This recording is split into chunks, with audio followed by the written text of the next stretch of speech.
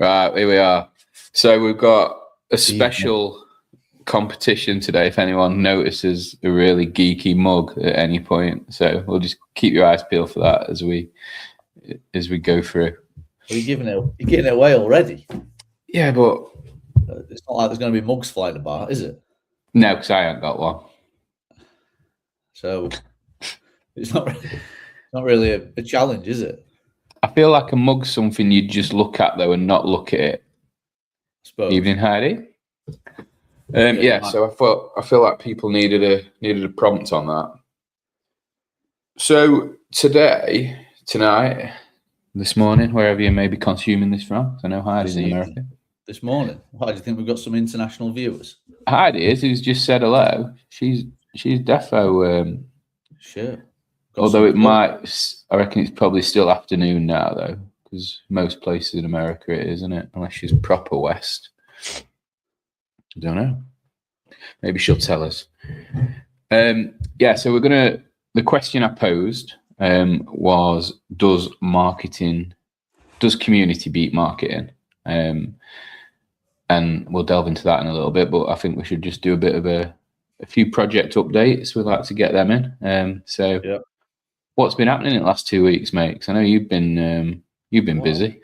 What has been happening? We're doing a bit of renovation work at the minute on the cafe, which is moving along nicely. New coffee machine, new cafe set up, decorated on the weekend. Hopefully flooring's going down very soon, new flooring, which would be nice. And then we've ordered furniture over the weekend as well, which hopefully is going to come for the end of February.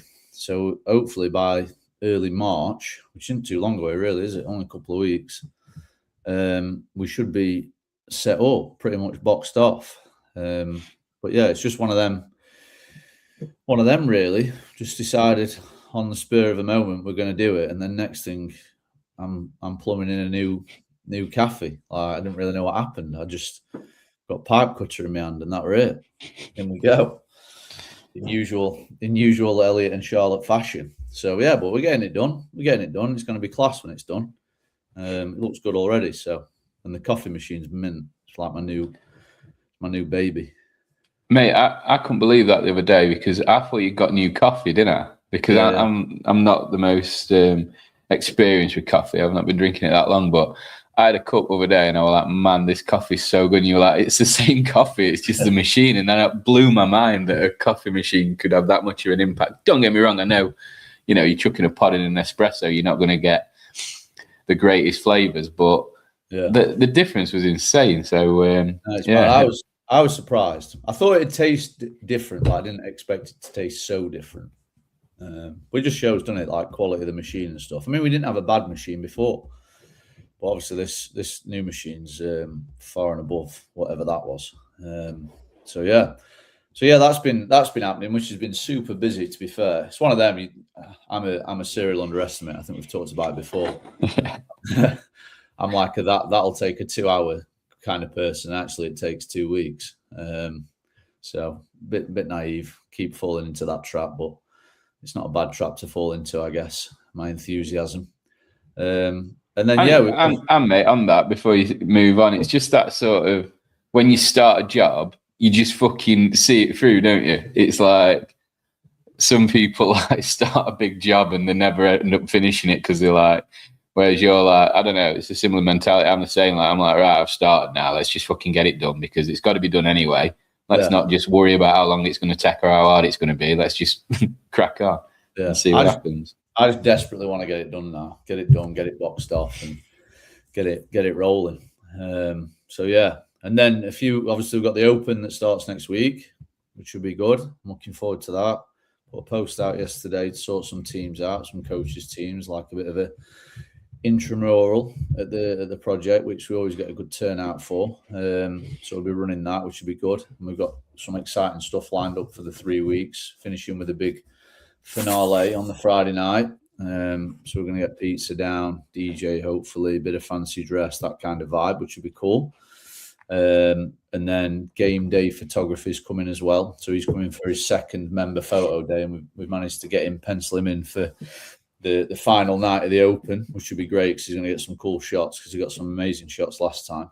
And that was just a regular class. So I'm looking forward to that. And then new Masters class that starts tomorrow. So that'll be cool. That'll be. Is that tomorrow? Is my mum and dad on tomorrow, or are they on Friday?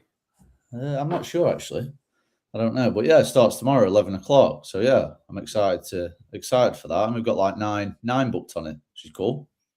I'm buzzing, mate. I'm so proud of my mum and dad for doing this. Like, it's, like I've spoke to you a lot, Anna, about like, I don't know, not worries as such, but you always, as people get older, you want them to be in the best nick they can be, so that when the inevitable challenges of age present, you're better equipped to deal with them. And I will, I'm really, really proud of them. See how they get on, and I know they're going to enjoy it way more than they think. They're excited. I know they're excited, but I think they're going to enjoy it even more than they think they will, because I don't know. There's something even at any age. There's something, and that's what made me stick with it initially. Was that just turning up. You know what time to go. Someone tells you what to do. Someone helps you. Someone coaches you. Meet you with people that have a similar mindset, and then you go home. Like, it's so. If you just break it down into its simplest form, there's nothing better than that, is there? Yeah, there's nothing bad can come from it, can there? No. So yeah, it's going to be good, mate. I'm excited to get that going tomorrow. Obviously, Albie's coaching it, and he's got some experience of doing that style of class before, which I don't have any experience of doing. So I'll be there, and I'm excited just to see how it goes down, because I think I'm taking it on Friday. So obviously I'm looking forward to doing that. So yeah, there's quite a bit going off, to be fair, mate. Well, I guess there always is, eh? Yeah, I'm good. I'm gonna miss some photos again, mate. I love a new profile pic and all. Oh, on the 13th, you're not here. Yeah, I'm at 179 for that, so I'll miss all the Friday Night Lights at Project. I'm gonna get in every Friday morning and do it on the class in the morning, and then head to wherever I'm going. That's the place with the second most rogue equipment in the UK, isn't it? After you? After us, yeah. I'm going to have to give Johnny some stick out when I get down there, mate, if you're claiming that. He's got a plaque, though, and you haven't, so I don't know what it is. I've asked for a plaque, and they won't give me one. They just keep ignoring me. They keep ignoring my emails. I can't believe it. It's an absolute outrage, to be honest. Do you want me to take Johnny's plaque off wall when I get down there? Yeah, see if you can get it in your pocket or something. I'll have a crack. You're doing it live, aren't you? Doing what live? Oh, the workout. I don't know. Like, I can't really do it live in a class, can I? You're doing it live. I said a while ago, because we're going to do a head-to-head on the Continuum channel. If you are watching this on the Defiant Show, by the way, go and click there on Continuum and make sure you subscribe to that. But yeah, we're going to do like a head-to-head sort of comp, like on a Saturday, where you just both dial in and just try and beat each other in a workout. And I said the first open workout, I'd do it against Yanni Boy, who's one of the other people on channel. I thought you meant the last open workout, you were going to do it live. I was like, Jesus, no one wants to see that. Mate, well, to be fair, by the last one, I'm normally just stood around, just looking at either a bar or a skill. It'd be a pretty miserable watch. Yeah. It might be all right on the first one. If it comes out like last year, a few burpees, some clean and jerks, and some lunging. Mate, as long as if it's a burpee, a dumbbell, and a machine, I'll be all right. Anything outside of that. So we'll see how it goes. But I'm excited for it this year. But I've just got, I think, like, my next couple of weeks are just mental, like going up to Glasgow, and then that's on the Friday. The Defiant Ones is on the Sunday. I move house on the Thursday, and then I go back to Newcastle on the Friday. So it's going to be a bit mental. But that's how we want it. And that's been called that Tri-Nation. So yeah, we're out with Project now, mate. What is it? What are the sign-ups? I've not looked, mate, for a bit, to be fair. Let me. Heidi knows. She's saying I'll beat Yanni Boy all day. So that's going to be the first week, right? Yeah. I might even watch that, to be fair. Depending on what it is. Yeah. I'm excited for it. the whole thing. It's got a buzz this year, and I love that it's doing well. I love that CrossFit, it feels like it's back. And I don't know, like people say that when you're in an echo chamber with it, it's always easy to see the positives in that, but it definitely feels different to the last couple of years. I don't know if that's fair or not, but I just think it just seems to have got a good bit of momentum. And I think even the way, like, I know like it's hard to sort of relate the sport and the methodology and all that, and there's always conversations about that. But the athletes, I feel like, you know, the top athletes, especially on the male side, because they are so involved and do so much on social media and get stuck in, I think it just really, it helps so much. And like, it all vibrates down the chain, doesn't it? It does, but then I just think, like, I see that and I'm like, oh, that's inspiring, that's exciting. People, you know, these people that we all look up to. And then I just think, does, like, I don't know, just a random member at gym even know who these people are? And it's like, how do you go on that sort of journey of they're doing great things to advertise it, but is it only ever seen within our sort of echo chamber? Yeah, I think to be fair, I think it probably is. I think I've said it before that, I mean, I don't know, 90% of our gym population don't necessarily come to the gym for that, like, competitive reason. So they're probably not consuming that.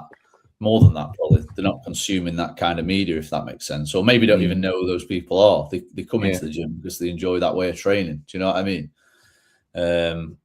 I think the number of people that are perhaps consuming that type of media before trying the thing is few and far between. Yeah, and I guess that sort of leads us nicely into sort of talking about marketing and things like that. And the provocative question, I guess, was, does community beat marketing? And I'm gonna let you go off on that to start with, because I've got some views that I don't want to put in your head before you speak, because I don't want to, you know, with my take on things, mate, I don't want to sort of I don't know, get stuck into your decision too much for you. You're not changed my decision, mate, I don't think. Yeah, I don't know. I mean, you know my opinion of the word community, and it's not that I don't like the word, and it's not that I don't believe in the thing. It's the fact that there's lots of gyms just hang the hat on that being the thing. Like, they hang the hat on the fact that they've got the greatest community in the world. Well, I'm pretty certain, like, you can go to any CrossFit gym, and the environment fosters a great community. Like, you can't, I don't know, you can't build it and they will come anymore, if that makes sense. I just kind of despise that side of it as opposed to the actual thing. I think obviously it does foster a great community and stuff, but to hang your hat on that and that be the thing that you try and sell your gym off, it just doesn't work anymore, because community is everywhere. Great community is everywhere. You've got to set yourself apart some other way. That's my opinion of it. But do you? I'm just trying to think on that, because I think, like, because it is important, but you don't know. I guess you don't really know it exists until you're in it, do you? Yeah. So you know, like, if you'd have said to me, because I know you take the piss out of me, because I use that word a lot, but that's because I feel like I've got, like, I don't know, it's almost like multiple communities in a way, which are all within the overarching CrossFit communities, you could say. Because, you know, when I look at what we're doing with Defiant in terms of the Defiant Co, that's got a community that's rallied around us during this birthday challenge that we're doing. And then when I think about Defiant Print Services, that's got a almost slightly different community. And then being in the gym at Project and being involved in that community and making mates that I would never have met anywhere else, that are like mates for life because of that community. And then when I visit other gyms and see all theirs, I think there's, like, sort of, there's massive value in it. But again, until you are in it, it's impossible to describe it. And I think that's where maybe when you say everyone says they've got a great community, everyone has. but because it's theirs, isn't it? There, like community is everywhere, isn't it? Yeah, community is everywhere, and from like an affiliate point of view, to hang your hat on that peg and say we've got a great community. What does that mean to anyone that's potentially going to come down to your gym? It doesn't. It means absolutely nothing, because you've just said it. You don't really know what it is until you've experienced it. So to bark on about it, it doesn't mean anything to someone who doesn't know.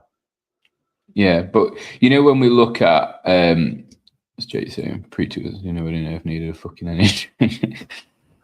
Yeah, but when we look at it though, is it not the same thing? So in cultivating a community, however you do that, whether you do it with the end goal of marketing or sales in mind, is it not one and the same? Because if I said to you, what's more valuable to you as a marketing tool, your community or marketing? And when you think of marketing, I'm talking like, Instagram, maybe ads, meta ads, all that kind of stuff that some businesses will go down the route of. But then the most tried and tested and most effective way of getting members through the door, which Andy and Gareth talk about, you've seen success from, is the Bring a Friend Day. So that's almost a community marketing tool that is really effective, but it's still marketing. So do people cultivate a community because they want people to come to it, or do they just do that and then it naturally happens? Well, I mean, it just naturally happens, particularly in like on an affiliate level. Like for us, for example, we didn't actively set out to create a community, if that makes sense. It's just something that occurs naturally through shared suffering of workouts and spending time with people on a regular basis. It's just something that happens naturally. So the answer to the question is, like, we don't do any paid marketing at all. Never have done. I don't think we ever will. All of our new memberships, new members, all that kind of stuff, it's all word of mouth pretty much, like probably 90%. Like we might have the odd person that sees us on Instagram or whatever, but even then they might come down, and we always say like, oh, how did you hear about us? And it's usually through somebody else. So yeah, obviously, like we are leveraging that, but it's not like we've not consciously built community. Community just kind of happened from the nature of the activity that we're doing. And like you said, you've got a bunch of different communities, haven't you, from the various avenues, and anything that's like group based is always going to create that thing. This is a good question, actually, because this is what I was going to go into. So how many gyms? So in terms of actual CrossFit, you're the only one within Chesterfield, which is not a massive area, but there was two, wasn't there? And one recently closed. But is there any more that you'd consider a sort of, because there's obviously commercial gyms, Heidi, but like they're not really the sort of there's competition, are they? No, there's nothing in Chesterfield offering what we're offering. I mean, the closest is probably CrossFit 17 at Mansfield, which is what, 15, 20 miles away, maybe. Sheffield's probably similar, is it? CrossFit Sheffield. But yeah, in our town, there is nothing now. And I think for a bit more context on that, Heidi, I know in America, I always have this joke with some of my mates that live out there. Everything's so far away that you might be thinking 15, 20 miles. Oh, that's just down road. Whereas in England, that's a fucking slog. That's half an hour, 40-minute drive there. People will make a decision that they might not want to make, so they don't have to make that drive. But that's just the nature of it, isn't it? Yeah. Hello, cuties. Well, hello. Thought I'd pull that up. Thought I pulled that. Plurals. Cuties. Two of us. And this is a thing. So, like, this is what I was going to get at. So, I think marketing could be more necessary in a more saturated market, and I absolutely agree with that. And I think my take on that is a little bit more. Well, I've had an experience recently with marketing. So, for the last, obviously, I've been doing the birthday challenge, which I've not stopped banging on about. which has worked. But I've also been running a Facebook ad for the exact same time. And I think a lot of people fall down with Facebook ads and marketing because they don't really know how to set it up properly and know how to track the results. So then it's just like you've said before, throwing fucking darts at a board with a blindfold on. Whereas I managed to figure it out with, well, Tori did some great work figuring it all out. So now I've got an ad running where I can see how many people have clicked, how many people have paid, how many people have gone to checkout, how many people have abandoned cart, literally every bit of data we now get. So now ads to me are invaluable because I am in a saturated market. I do need to compete. I do need to get my name out there. And they say that people will see you 7 times before they'll make a purchase. Obviously, that's going to be slightly different in your area because people generally like sort of, it's an impulse, isn't it? Shit, I need to join a gym, do it now, and of get a response. But if you were in a more saturated market and people just weren't organically coming so much, it'd absolutely have to be something that you looked at. I think it's so different. Like the thing you're talking about is people making a one-off purchase. Right, not maybe a one-off purchase, but they're making a purchase to receive like a physical item, for example. Yeah. Like we're providing a service, and we provide a great service, and people reinvest in that every single month with us. And like we've said, like I don't know, maybe I'm wrong, but no one's doing it like us, if that makes sense, in our area. And anywhere, I'm a firm believer. Go on. Let me push back on that because I totally agree. But how does anybody know that unless they're there? And also, one of the premiums that you have at the project, which you've talked about, is the coaching. So until you actually through the door and participating in a class, you have no idea if that gym is better than that gym or what you're offering. So you've got to get people through the door still, haven't you? Yeah, but like I said to you, like 90% of the people that are coming through our door are coming through the door because someone else has told them about it that already come to us. Does that make sense? Yeah. And maybe I'm wrong. Maybe I'm wrong. And maybe if we were in a different place, it might be different. But like the referral is so much more valuable than any other kind of lead. Like if someone advocates your service to a friend, family member, colleague, whatever it might be, like that's the biggest compliment that you can ever receive. And 90% of the leads that we get are coming from that source. And we've never found ourselves in a position where we've really had to jump outside of that. One, because we have a great retention rate, and two, because we have enough leads each month. And maybe like, I don't know, if we wanted to grow, I mean, we're like right on capacity in terms of like number of classes and number of members. So we're conscious of that. Like maybe if we did expand timetable, whatever it might be, like, yeah, maybe we could look externally into the marketing avenue, but we just don't need to do that right now. I'm not saying never. Do you know what I mean? But my experience of like paid ads like Facebook and stuff is absolutely zero. It's never even crossed my mind.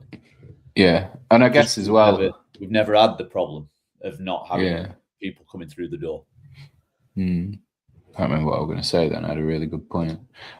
Sean's asked you there, mate, do you run specials like in April, teachers get a whole month free on nurses in July, etc.? No. There you go. Easy. I think stuff like that, I just think it devalues the service, in my opinion. That is my reservation about doing that kind of thing. Yeah. Anything like we used to do a free trial, and we don't do that anymore because again, I just think it devalues the service that you offer. We do a paid trial now, and I think we used to do a free trial just because maybe a bit of, I don't know, professional uncertainty, if that makes sense. Like we didn't necessarily not believe. We've always believed in what we're delivering is good, but we felt like we had to give it away for free to get people through the door. Whereas now we're in a position where I guess a professional confidence, like we know I know full well what we're doing is great, and you're not going to get it better anywhere else. So if you want to come, it's a paid trial, and of great value. 2 weeks for 30 quid. I mean, you're not going to get a better deal than that anywhere else. It's still a great deal, but it's paid, and the buy-in is there. Then, if people pay for something, they're more likely to come and use it. If you give something away for free, it's just disregard and chuck to one side. Yeah, that's a massively good point as well, isn't it? Like you said before, aren't you, that you can only really have a positive impact on someone if they give you enough commitment on their part to attend and to come. And if you're giving someone away, I don't know, a free month, there's not that urgency, there's not that skin in the game, and then they won't see the results because, just in 2 weeks, how your first session would feel versus end of 2 week that session, you're starting to see some progress then, aren't you? Like whatever it may be. Yeah. In 2 weeks, like you can get a feel for what it's like, and like the community that perhaps we talk about. Like we've said, it's all well and good telling people you have this fantastic community, but it doesn't mean anything to anyone until they've come and experienced it for themselves.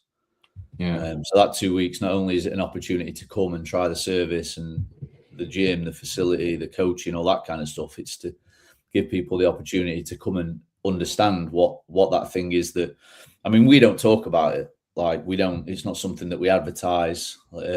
Maybe it comes across on stuff that we post on Instagram or whatever, but it's not something that we'd physically write. But it gives people an opportunity to come and get a feel for that as well, which is part of the service, training with like-minded people. It's one of the things that keeps people coming back. Environment for me is the most important thing. We did law enforcement in January and added 5 members. One of those just a significant other of law enforcement. Whereabouts are you, mate? Whereabouts are you, Sean? Here's his mug. What's it say? Too quick. But I guess, from when we talk about marketing, like one of the things you talked about there in the States. So that's another thing, I guess. I feel like I don't know if it's as. Do you think it's as big over here in the services, CrossFit? Because I feel like in the States it sort of started there and exploded out from like the army or whatever branch of the army, navy, all that kind of stuff into like the forces, like the police, fire, and all the rest of it. And I don't feel like there is that in the UK in the same way. I don't know if that's because most of our cops are just fat and useless and arresting people for posting on social media as opposed to doing real work. I don't know. Not all of them. I know a few. Sorry, but I don't. Do you think that? I don't feel like it has that same sort of. I don't know. We have quite a lot of members that are like in services and stuff. And fucking hell, I ain't upset people there, have I then? Well, I don't know. You like upsetting people, don't you? Yeah, it's my second favourite thing to do. What's your first? CrossFit. All right. Fucking hell. Eating. Cheers, pal. He called me fat earlier. I know when I was deadlifting. You just said that. That's what I mean. You're on about how much you love eating. Yeah. Earlier. So that was top of your list. Yeah, we have quite a few. But again, I mean, the thing with that is like we always find, I don't know how to explain it, but obviously, like someone joins the gym, they know somebody else. Like every person that joins, let's say they know 5, 10 other people, they tell them about it. It works organically. So like we have people that are in services and they all work together, if that makes sense. So they might tell someone they work with. Do you know where I'm coming from? Yeah. But I don't know. Culturally, I've not spent enough time in the States to know, is it bigger there than it is here in services or not? I'd say probably, but I wouldn't be able to say for sure. You know what? Just thinking about this comment Jake made here. So this is why this channel exists. The British market is so different to the US.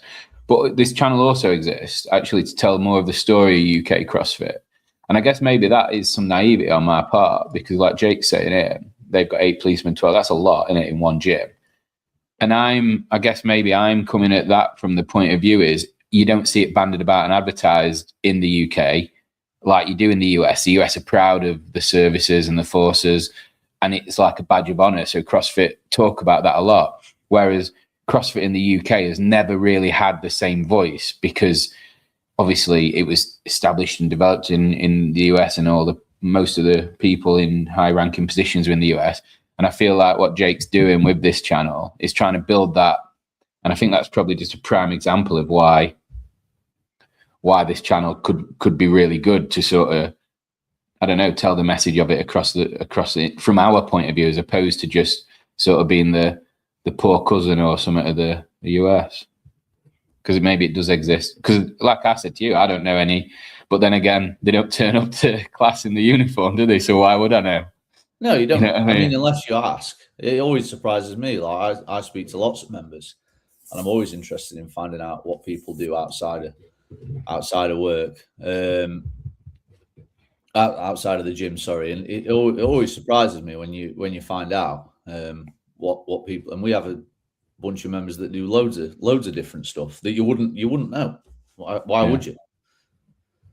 Like you said, no one turns up in the uniform or with a sandwich board on saying I do such and such or whatever, do they? No. Everyone's coming down to get a sweat on and have an hour and leave with a smile on the face. And that's what it's about. Everyone doing the same thing. Yeah. And you know what, I want to go back to that marketing bit, because one of the things I think that I couldn't remember at the time, it's just come to me, was, when you were talking then about your retention rate, your attrition rate, your conversion rate, all that stuff. I guess from your point of view, it's not that you're not doing marketing in the strictest sense. You're very much aware of all your numbers and how your numbers, what your numbers mean to you as a business and as a gym. So from your point of view, when you're looking at all those metrics, you're fine. So there's no need to go outside of what's working when you've got all those numbers to rely on. But I feel like so many people in business, whatever business it might be, don't know their numbers. And if you don't know your numbers, you don't know if you need to do marketing or if you just need to, I don't know, maybe improve your service a little bit better or your retention rate and all that stuff. So Is that something you've learned over time, how to sort of make the most of what data exists and then utilize it to your advantage more? Oh yeah, 100%, 100%. I think that's where a lot of affiliate owners go wrong. And I used to do it a lot. Like, it's an emotional thing to be involved in, and I'm like, you tie yourself to it if you don't have objective data to make decisions off, it's all subjective. It's all by feel. And when you're in it and you've got your blinkers on and you're in the echo chamber and you're going by feel, you make emotionally poor decisions. Whereas actually you sit back, and if you have your numbers, all those numbers that you've just talked about and various other ones, you can go, right, where is the problem?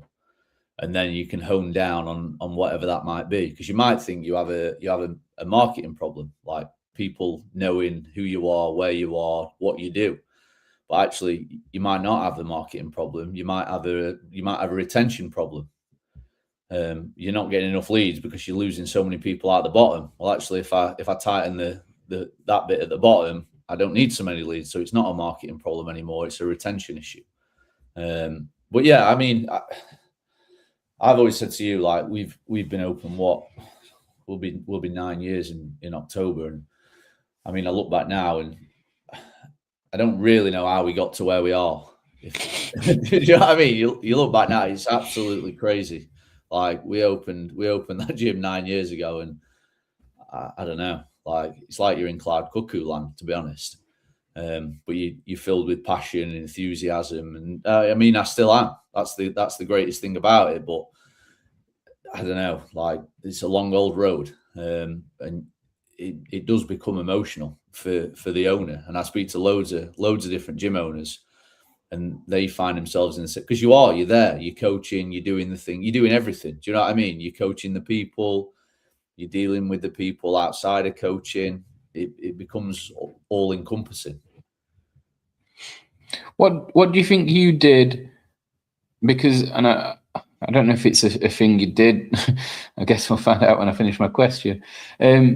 you know, what did you do along the way to sort of recognize those things then? Because like you go from, I'm not saying you were inexperienced or like maybe you didn't, you know, not business oriented, but you got into it with a passion for fitness. And then to make that, I don't know, to continue that passion, you've got to then transition into fitness enthusiast to business enthusiast. But you don't want to lose that passion for fitness that you talked about and that you still have. What did you do along the way? Was it just a case of, you know, like one of your famous sayings is going banging from one disaster to another, but then having the presence of mind to learn from it and make sure you didn't make the same mistakes again? Can you remember the sort of journey in that way, or is it all just like merged into one? Yeah, it's difficult to pinpoint like particular things, but I mean, and it's not like we're not there now. Do you know what I mean? We don't know everything. Like I'm fully aware of that. We can still be better, and we're always trying to be better. We're always looking at new avenues and things we can do better and how we can improve service. Like complacency is the killer of everything. But yeah, I mean, I can't pinpoint stuff, but like I've said to you before, it costs to learn, doesn't it? And you've just got to make sure it costs to learn and it costs once, as opposed to going back and repeating the same kind of mistake. But yeah, the more I kind of dive into the numbers now, particularly like on a monthly basis, like I'll sit down and review kind of the previous month, and that kind of guides perhaps where we're going the following month. It makes it so much easier for me on a personal, like mental level to go, right, where are we? Where are we going? It just kind of puts clear goalposts out there for me to work towards, as opposed to like before, like, oh, this many people left.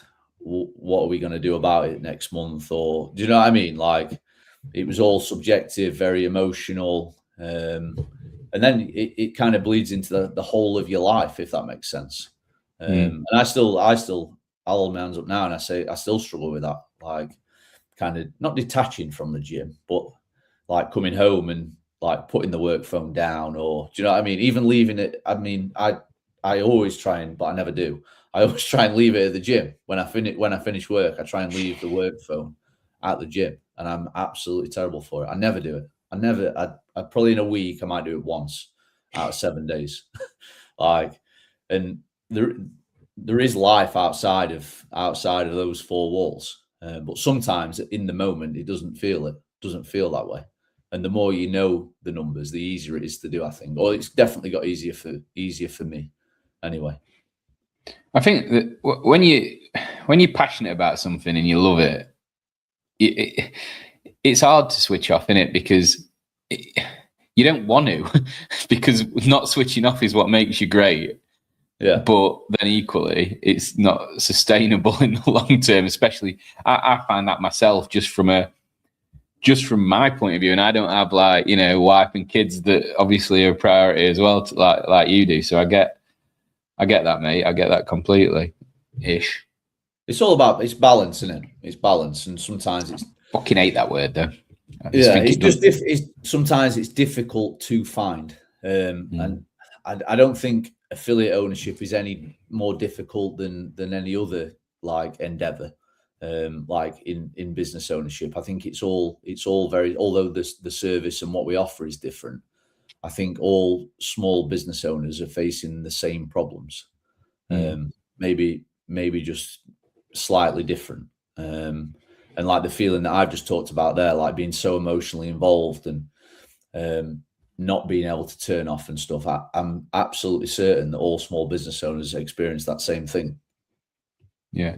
Well, they must, because I just don't think you're going to own a small business for long if you're not, because like if you don't love it completely, there's plenty of things you could do that would be far less stress, far less hours, and far less fucking about. So like I think that's the parallel, isn't it? That's just where it. Because I don't know, when I think about it, like I enjoy it that much that I'm like, it don't feel like work. And when you've got nobody sort of that relies on you for other things, it's hard. It's you don't even want to switch off because there's just no point. It's just, but I guess when you've got an attention to detail and you really enjoy it as much as you do, it's even harder in a way, because you're kind of, I don't know, you want to get back to that email, don't you? You want to get back to that text, because that's someone that's trusting you to provide a service to him. So but it's hard to, I don't know, I get emails sometimes and I think, oh, just don't reply to that yet. You don't need to be that available. And then I find myself just like, well, that's just how I am. That's just my nature, is to be like that. So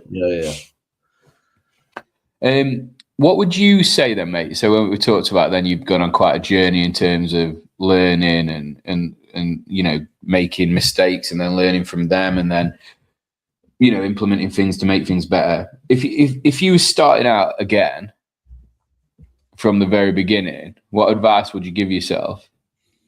Oh God. I don't know. I'm just thinking it from because like this is going to be pushed out to quite a few, like maybe affiliate owners, potential affiliate owners. Maybe rather than giving yourself that advice, what anyone that's thinking about opening a CrossFit gym, what would you tell them? I guess from a initial point of view.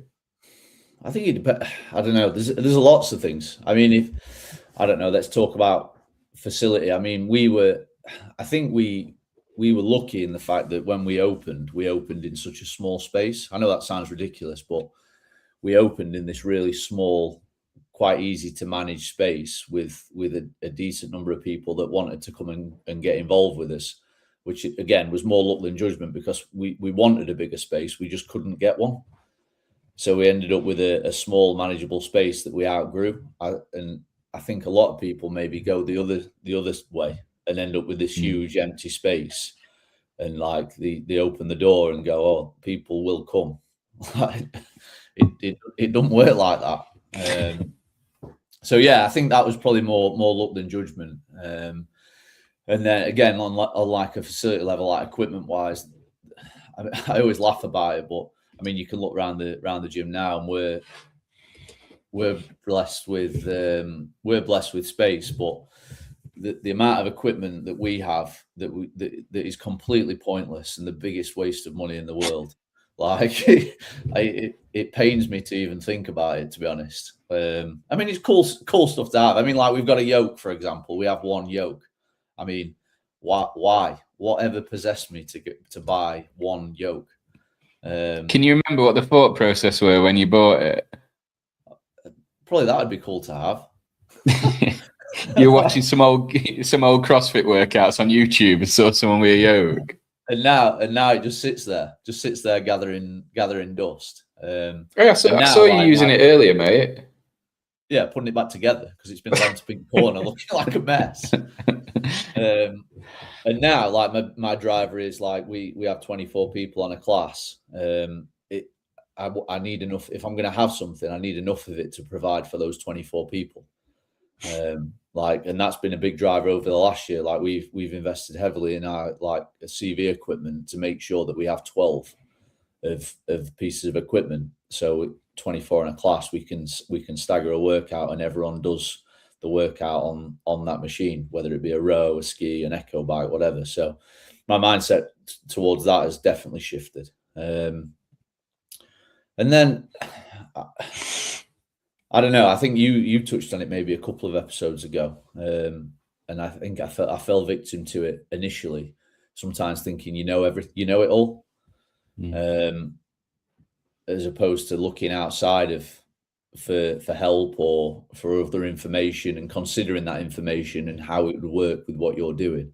Like I'm definitely more available now to that than I ever have been previously. Like when I first started. And I think everyone, when they first start something, has an element of that to them. I don't think anyone goes into anything with their eyes wide open. They're a little bit blinkered. So yeah, I think that's probably important on a macro level, as opposed to like finer points of like facility and stuff like that.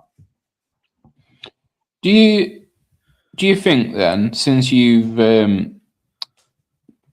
this is a loader because I know this is how I feel.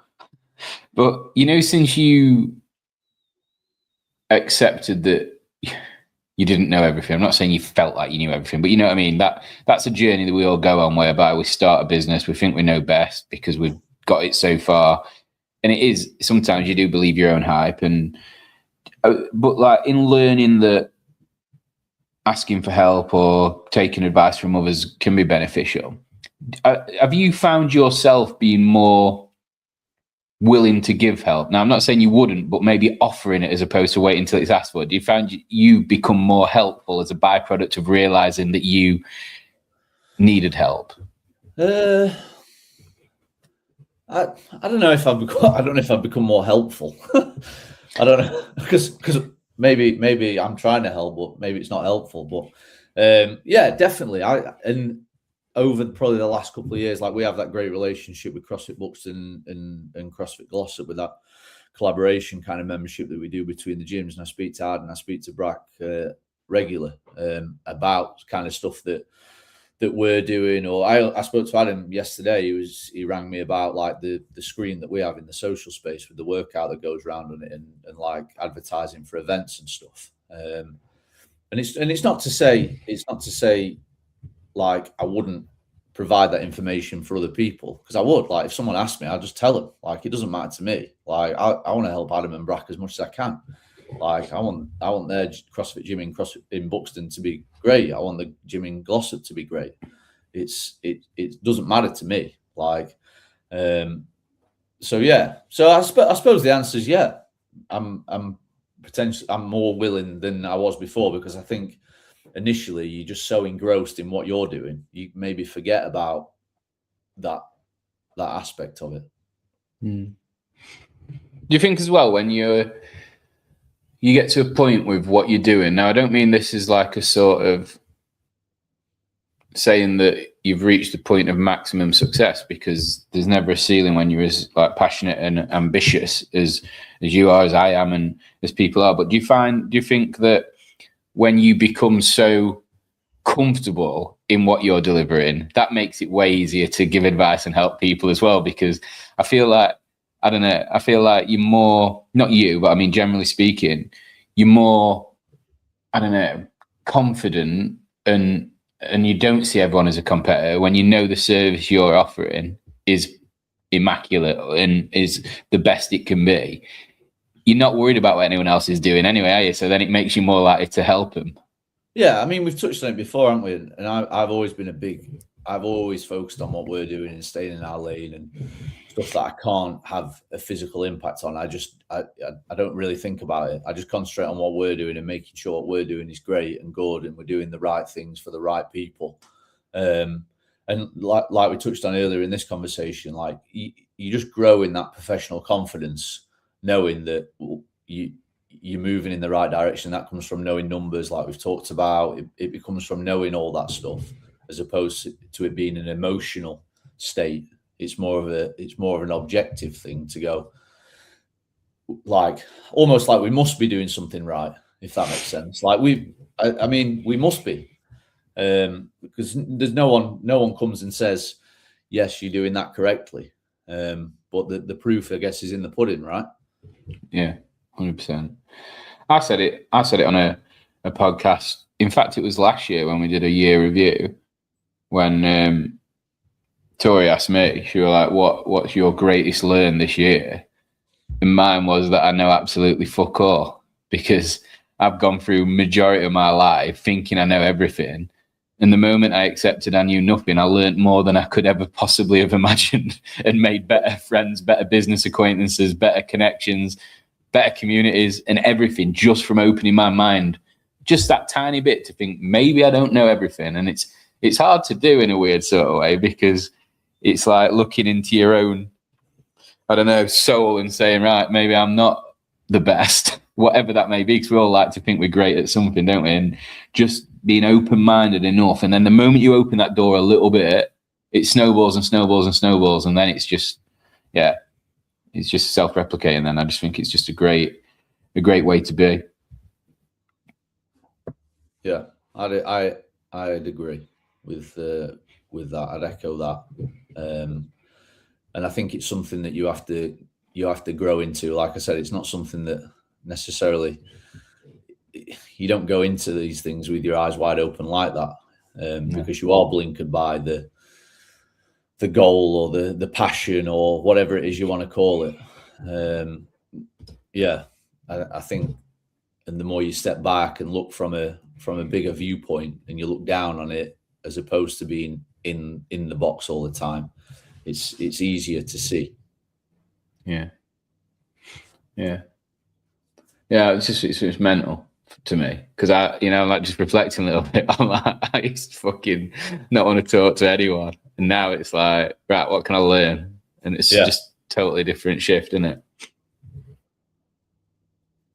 And I guess that I like to circle it back, mate, to like community again, because I know you take the piss out of me, but that's it for me. Like, and I know it sounds silly, but like I've had that realization in the last few years. But when I think about it, that's because I've been surrounded by people that, whether that's, businesses might be different, relationships might be different, goals might be different, but they've got the same mentality, and they've got the same sort of mindset, and they want the same things in terms of, like, they want to be better, whatever that better is, in whatever capacity it is, and whatever field it is. They want to be more, they want to work hard, they want to, I don't know, they want everyone around them to do well. So you don't get that outside of a community. So I think that's why you bang that drum so much. And I guess what's the saying? Like, you're a byproduct of the 5 people you spend the most time with. And I've always been lucky to have a great, like, inner circle of friends that all want to be better. And then and I mean, it bleeds into, like, everything at a CrossFit gym, doesn't it? Of course it does. That's what brings people together. Like, everyone turns up, everyone does the same workout or their version of that workout. Everyone puts in the effort, regardless of what it is they're perhaps doing. And, like, we trained today at 3:30. Everyone's doing the same workout, but a different variant. But everyone at the end of that 80-minute workout is in the same physical, mental, emotional state. And that's what brings people together. And, like, I'm a firm believer. I mean, I think we spoke about it before, like, about fancy, like, CrossFit programs and stuff like that. You can have the fanciest, craziest, most elaborate program in the world, but I believe environment is the most important thing. Like, I train at 3:30 every day, and I can tell you right now that if nobody came to the gym at 3:30 on a Tuesday afternoon to train, I would not train. I just wouldn't. I just wouldn't. I wouldn't do it on my own. I need those people around me. And that's what a CrossFit or an affiliate offers. It offers you the opportunity to go in, train with like-minded people, and maybe it's not been the best day at work, or maybe it's not been the best time for you, but it's an uplifting experience for that 60 minutes, and you leave in a better place than you walked in. 100%. And just on that, like I don't know which day it was last week when it was deadlifts. I know it's been deadlifts today, but when on that last set, I was just like, I just can't be asked to do it. I'm going to get ready for workout. And if you hadn't been there, because you were like, just fucking do it. You've come this far, and it was just like, it was just the reality check I needed at the moment. Because why the fuck would I not do it? It was a ridiculous thing to even suggest. Do 5 sets, not 6. What's Jake saying here? Do the members at the gym, you guys, do this show? What? Say that again in English, mate. I don't understand it. Do the members at the gym do this show? You guys do this show? You mean watch it? I think we get a few. Do they know? Do the members at the gym know you guys do this show? Cheers, mate. Missing a no, maybe? Yeah, they should do. Every time, if that is the question, there's like a project private members group. So that, like, we post it in there just before we go on, just to see. We normally get a few. They probably know, but they don't listen. Yeah, they definitely. They did for a bit. 1 or 2 episodes, and then they're like, "Oh, fuck that! We're not listening to them two tripe on for an hour every Tuesday." I probably like chip away at a few, don't I? Like, I always probably manage to upset someone along the way, but that is right. You inferred that correctly. But yeah, so again, project members, subscribe to Continuum, and you'll know more and more about UK CrossFit. Does Project have any adaptive members? Not including me. Do we have any? No, I don't think so. No, not that I know of, anyway. Not that. You'd probably know, wouldn't you? I don't know. They're not all. It's not all visible, is it? What's the saying? Yeah, but it's one of them, innit? Like, if it's not visible, I don't know. Do you deserve a blue badge? Not sure. Brutal. Well, I just think, if you you don't need to park closer to the shop, is all I'm saying. If it's not visible, you might have a legitimate illness, but I just think, you don't need to be closer to the shop. That's all I'm saying. But anyway, unfiltered as usual. Well, there you go. I said I chip away at a few people every time we do a show. Maybe that's someone's dropped off now that thinks they should park wherever they want. Right. So I guess we've done updates, mate. So there's not much on agenda to finish off tonight, I don't think. No, there's still time to sign up for the Open, though, right? We got 71. Yeah. I had a look. 71 sign-ups. DK messaged me earlier, actually, saying he'd not ordered his shirt, and I just palmed him off to you. All right, he's not messaged me yet. Why? What do you mean? Well, he said he messaged. It was weird. He messaged the contact us page on the Defiant Co website rather than just text me or message me on socials, because saying, "Have I missed it for this?" And I just said, "Well, I don't know if there's any discount codes rolling, so speak to Al and see if he's got a code for you," because I didn't know if that had all finished now from a code point of view. I think it has, hasn't it? Yeah, I don't know. We've still got the code though, right? Yeah, the code will still work. Yeah, we just can't. If he's entered the Open, we can send him the code. We just can't guarantee he's going to get his shirt for the first Open workout. I was right then to send him back to you, mate. So I feel better about that. So if he wants to wear it for next Friday, probably. Well, that's down to you, I guess. That's not going to happen. It's not going to happen. Not quite apt with that printing machine yet. Mate, it's not that, mate. My community and marketing was too good. And I've had so many people coming for these Open tees, and we've done them for about 10, 12 gyms, and then other people wanting bits and bobs. And so it's been amazing. It's literally a free marketing tool, the Open, for both sides of the business. Yeah. But in it coming at a time when we've transitioned into doing most stuff ourselves as opposed to the odd bit of outsourcing, it is a baptism of fire. Yeah. Straight into the deep end. Yeah, and using new equipment, it's one of them, mate. You go to it and you do exactly what you did the day before, and something don't quite work how it did, and you're like, you haven't got the experience to realise the slight difference in what you did. So, yeah, but we're getting there. We're getting there. Right, mate, I'm done at that. Are you good? Yeah, all good. Right, so if you're still watching, make sure you subscribe to Continuum and Defiant Show, and then make sure you buy something from the Defiant Co, because we have got 4 days left in our birthday challenge, and it has been amazing so far, but I want more. Cheers, everyone. See you later.